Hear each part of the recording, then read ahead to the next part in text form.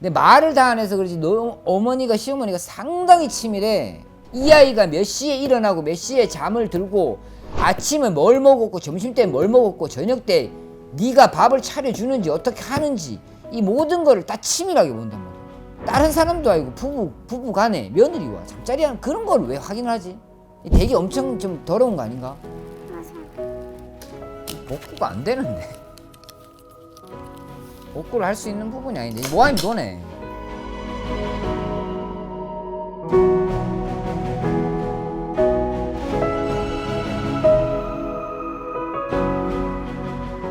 안녕하세요. 네, 안녕하세요. 네, 자 성함이요.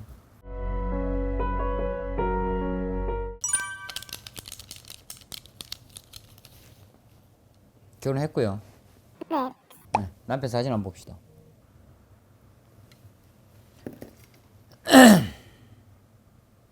남편은 결혼을 두 번 했나요? 아니요, 제가 처음 거예요. 네. 너랑 살아요?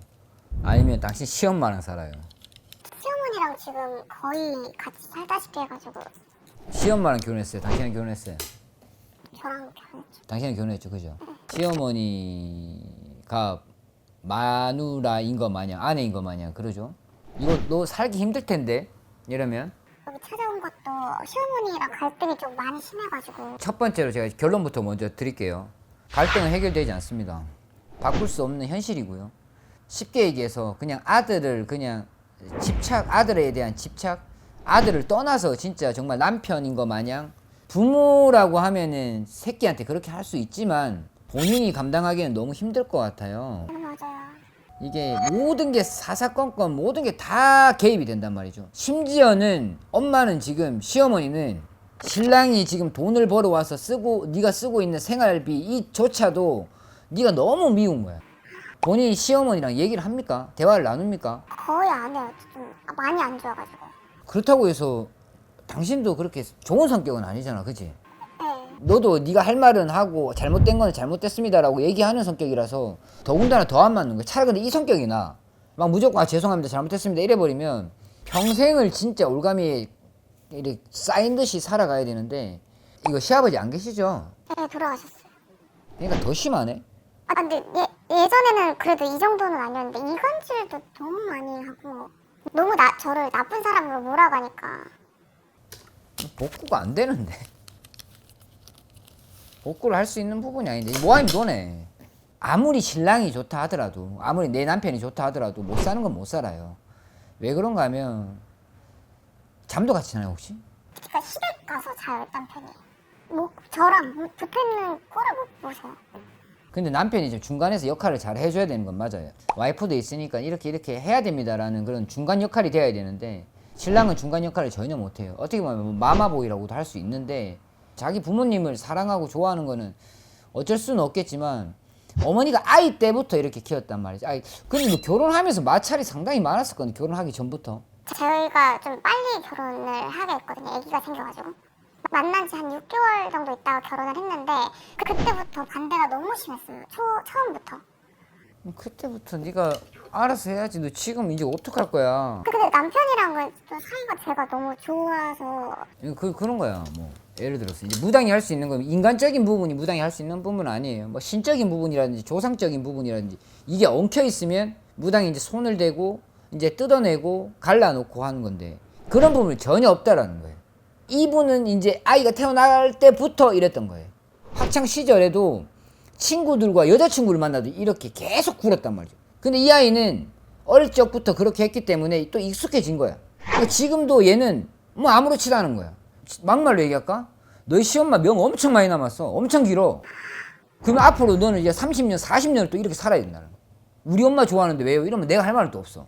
근데 너무 이건 심하다라는 거예요. 결혼을 했으면은 아들도 한 가정의 가장이란 말이죠.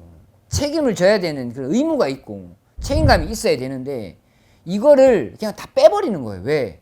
내 아들이 고생해서 왜 널 먹여 살리냐. 이분은 손 주고 손 여고 다 싫은 거야. 오로지 내 새끼 일뿐이야. 근데 이거 안 바뀐다. 그러면은 제 남편이랑 시어머니랑 좀 이렇게 떨어뜨려 놓을 수 있는 그런 거. 인간적인 거야. 그래서 내가 아까 얘기했던 거야. 신적인 부분이라서 기신적인 부분, 조상적인 부분이 문제가 되면 손을 쓸 수가 있어. 인간적인 부분은 자신이 노력을 해야 되는 거예요.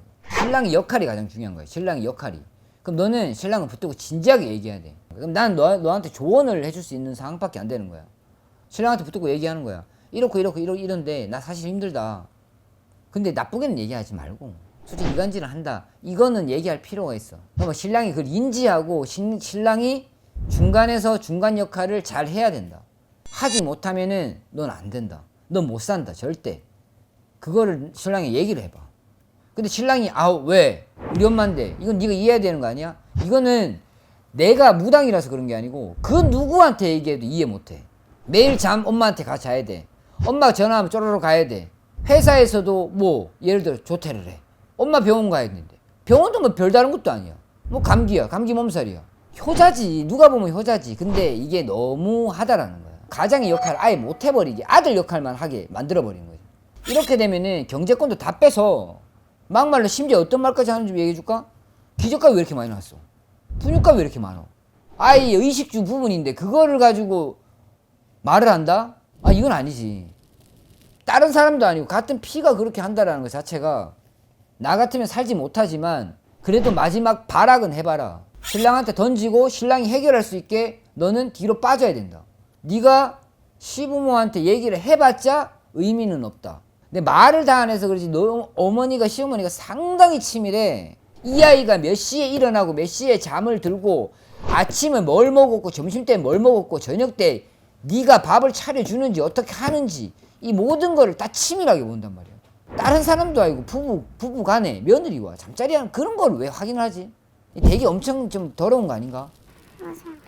이거는 네가 컨트롤 잘 했으면 좋겠어. 신랑이 할 수 있게 좀 던져줬으면 좋겠다.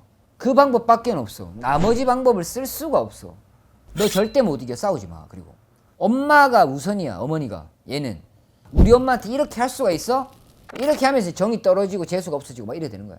그렇게 되기 전에 네가 먼저 손을 넣어야 된다. 발을 넣어야 된다. 우선 대화를 그럼 한번 해봐요. 해봐. 도망을 나와야 된다가 아니고 해결해야 된다. 해결할 수 있는 키는 네 신랑이다. 네가 얘기를 해서 만들어라. 오케이? 네. 알겠어요. 정확하게 있는 현실, 정확하게 있는 사실만 얘기하세요. 조금이라도 과장하지 말고. 거기서 실수가 날 수 있으니까. 아시겠죠? 네. 네, 고생했습니다. 감사합니다. 네.